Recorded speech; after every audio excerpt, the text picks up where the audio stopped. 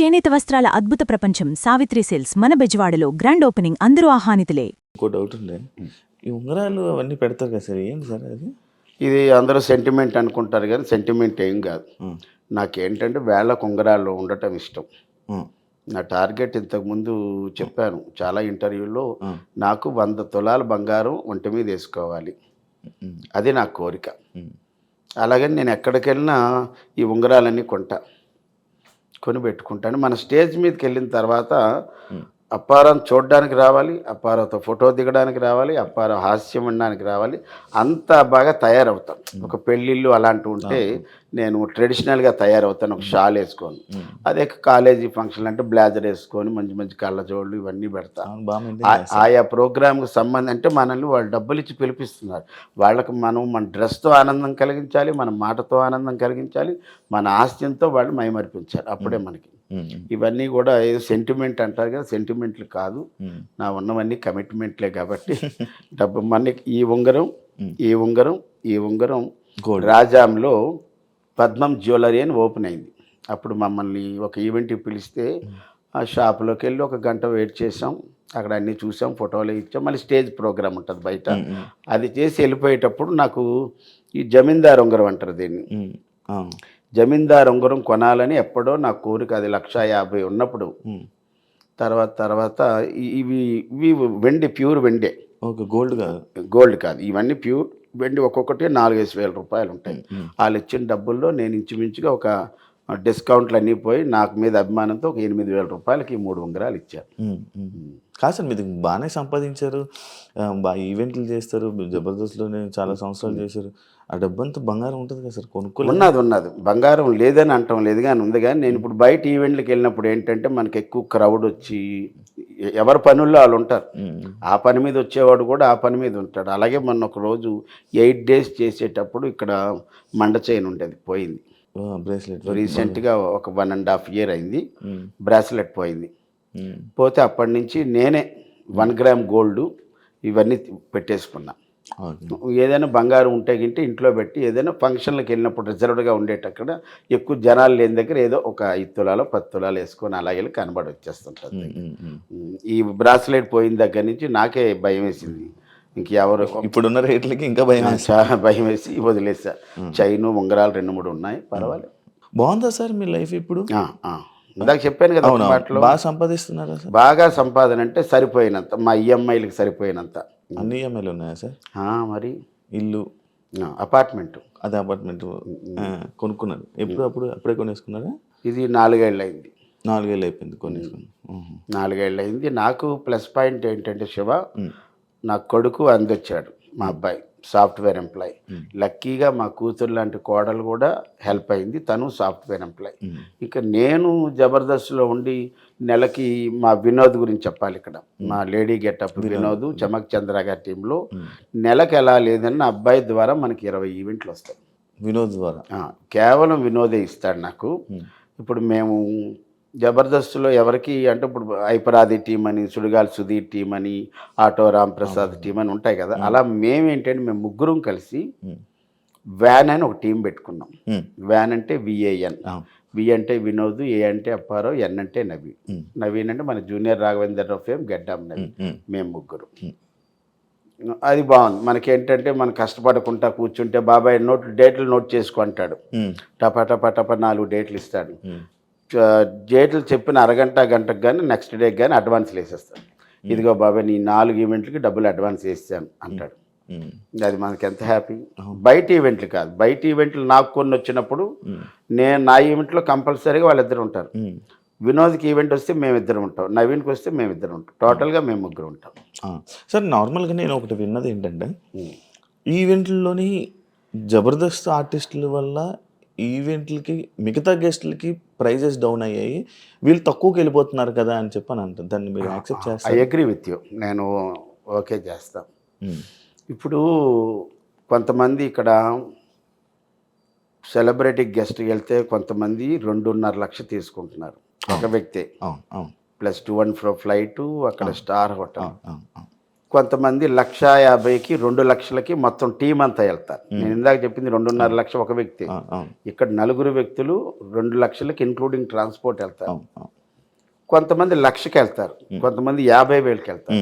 ఇంకా తక్కువలో ఉన్న వాళ్ళు ఉంటే వాళ్ళు 15,000కి వెళ్ళిపోతారు.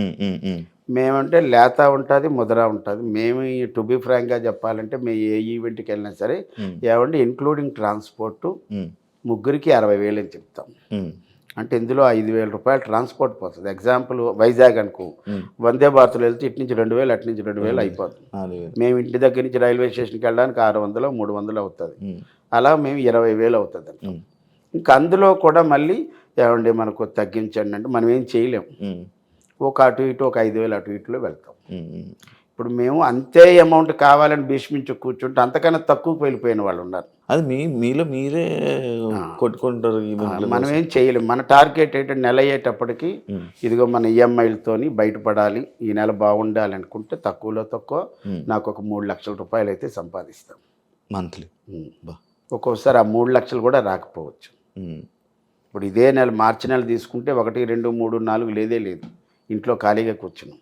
మళ్ళీ 5, 6, 7 చేసి 8, 9, 10, 11, 12, ఈరోజు 12, 13 లేదు. మళ్ళీ 14 ఒకటి వస్తే లేదు, మళ్ళీ 15 లేదు. ఇంకంతే కాదు సార్. ఇప్పుడు నార్మల్గా ఓపిక ఎలా ఉంటుంది? అంత ట్రావెలింగ్ అదంతా ఓపిక, ఇంకా ఎంత కష్టపడతారు మీకు అనిపించలేదా? అంటే ఇంత మీ అబ్బాయి గురించి చెప్పారు, మీ కోళ్ళ గురించి చెప్పారు, అయిపోయింది అబ్బా స్టేజ్ అంతా అయిపోయింది, సంపాదించేసారు, కొంచెం ఖాళీ కూర్చుందా? సంపాదించేశారంటాను లేదు.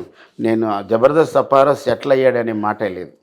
ఎందుకంటే ఇప్పుడు ఇక్కడ ఉన్నటువంటి అపార్ట్మెంట్కి ఈఎంఐ కట్టాలి, వైజాగ్లో దీనికన్నా ముందు కొన్న అపార్ట్మెంట్కి ఈఎంఐ కట్టాలి, అబ్బాయి కారుకి ఈఎంఐ కట్టాలి, ఎల్ఐసీలకు కట్టాలి, హెల్త్ ఇన్సూరెన్స్లకు కట్టాలి, ఇంకా తినడానికి మెయింటెనెన్స్, ఇవన్నీ అంటే సెటిల్ అయినటువంటి పరిస్థితి. సెటిల్ అంటే ఎప్పుడంటే నేను ఏ పని చేయకుండా ఉండి నెల అయ్యేటప్పటికి 1వ తారీఖు నుంచి 5వ తారీఖులో బ్యాంక్కి వెళ్ళి మనకు వచ్చేటటువంటి ఇంట్రెస్ట్లో లేకపోతే డబ్బులు 1 లక్ష 2 లక్షలు తీసుకుంటే ఇంకే ఈవెంట్లో చేయక్కర్లేదు, మన హాయిగా ఇంట్లో కూర్చొని టీవీ చూస్తే జీవితం వెళ్ళిపోద్ది అంటే ఇది సెటిల్మెంట్ కాదు.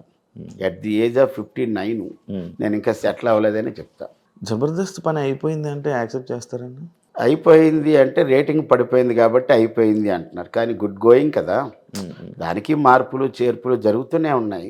అంటే జబర్దస్త్ పడిపోయిందంటే ఒక్కొక్కరు ఒక్కొక్క రీజన్తో వెళ్ళిపోయారు, అది మీకు తెలుసు. అవును, నేను చాలామంది జబర్దస్త్ రీసెంట్గా చాలామంది ఆర్టిస్టులు చేసిన తీసేశారు, మమ్మల్ని వద్దనుకున్నారు, మేము ఉన్న రోజులు ఉన్నారు, మమ్మల్ని పీకి పడేశారు. అది వాస్తవంగా జరుగుతుంది. ఎగ్జాంపుల్ నేనే మొన్నటి వరకు నోకరాజ్ టీంలో ఉన్నా.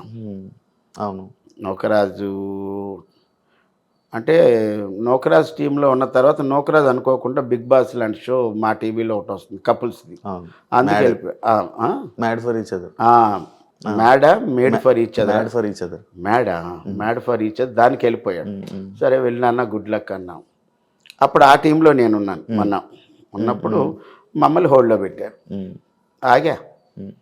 ఇప్పుడు వాళ్ళేంటి ఇన్స్టాగ్రామ్లో ఫేమ్ ఉన్న వాళ్ళందరినీ పిలిచి ఒక 2 టీములు ఎన్నో చేశారు. ఇంకా పాత టీంలు ఎవరంటే బుల్లెట్ భాస్కర్ గారు ఉన్నారు, తర్వాత ఆటో రంప్రసాద్ ఉన్నారు, తర్వాత చంటి గారు ఉన్నారు. ఈ 3 టీములు రాకింగ్ రాకేష్, ఈ 4 టీంలే సీనియర్స్ ఇప్పుడున్న వాళ్ళల్లో. అప్పట్లో ఉన్న 12 టీముల్లో ఇప్పుడు ఉన్నది 4 టీములు సీనియర్లు, మిగతా అంతా ఇన్స్టాగ్రామ్లో ఉన్నారన్నమాట. వాళ్ళు ఏంటంటే రేటింగ్ పడిపోతుంది. ఇప్పుడు వ్యాపారం పడిపోయినప్పుడు మనం ఏం చేయాలి? పాత కొత్తనో పక్కన పెట్టి ఇంకా ఏదో కొద్దిగా యాడ్ చేసి చేయాలి. ఇప్పుడు ఎంతమంది ఉన్నారు? చాలామంది ఉన్నారు. సరే, వాళ్ళకి మంచి అవకాశాలు వస్తున్నాయి. మనం దాని గురించి నన్ను హోల్డ్లో పెట్టినా నేను ఇబ్బంది పడలేదు. బట్ నాకేంటంటే బాబాయ్ మీరు వస్తారు మళ్ళీని, మీరు కొద్ది టైం అలా అన్నారు. నేను వేరే షోకి కూడా వెళ్ళలేదు. అన్న మీ ఫస్ట్ సినిమా చందమామ అని అంటారు కదా? నా first cinema 2000 Visakha movies, Ramoji Rao గారి నిర్మాత, తేజ గారి director of photography, BV Ramana గారి డైరెక్టర్, శుభవేళ. ఇప్పుడు డాక్టర్ రవిప్రకాష్ అంటారు, ఈయన ముందు డాక్టర్ రవికాంత్, వరుస అమ్మాయి అనసూయ అని హీరోయిన్. శుభవేళ సినిమా పేరు. అది నా ఫస్ట్ సినిమా. చందమాం తర్వాత ఫేమ్ వచ్చాక మేబీ కనబడ్డాక ఆ సినిమా. ఓకే, బేసిక్గా అప్పారావు గారి లైఫ్ బాగానే ఉండేది, కానీ ఆయనకి కాన్స్టెంట్ అనేది కాన్స్టెన్సీ అని అంటారు. లైక్ అంటే ఎలాగంటే ఇప్పుడు ఒక 2-3 సార్లు జబర్దస్త్ చేశారంటే మళ్ళీ బ్రేక్ తీసుకొని మళ్ళీ వేరే పనులు చూసుకొని. నేనేమి బ్రేక్ తీసుకోలేదు. బ్రేక్ తీసుకోలేదు కాబట్టే నేను 450 సినిమాలు చేశాను శివ. బ్రేక్ తీసుకొని మధ్య మధ్యలో జ్వరమను, ఊరెళ్ళాలను, చిన్న ఫంక్షన్ ఉన్నదను, ఒంట్లో బాగులేదను, సిక్ అయిపోయాను చెప్పేసి అబద్ధాలు ఆడేసి చేసి ఉంటే ఈరోజు నా సినిమా ట్రాక్ రికార్డు 600 దాటి ఉండేది. And for more videos, Please subscribe to iDream. Please subscribe to iDream. Please subscribe iDream. And please subscribe to iDream. For more videos, subscribe to iDream. please like, share and subscribe to the channel. Congratulations, iDream. Subscribe to iDream. Subscribe to iDream. So subscribe to iDream Media. iDream की iDream team अंदर की huge congratulations. Please subscribe iDream Media. Please subscribe to iDream.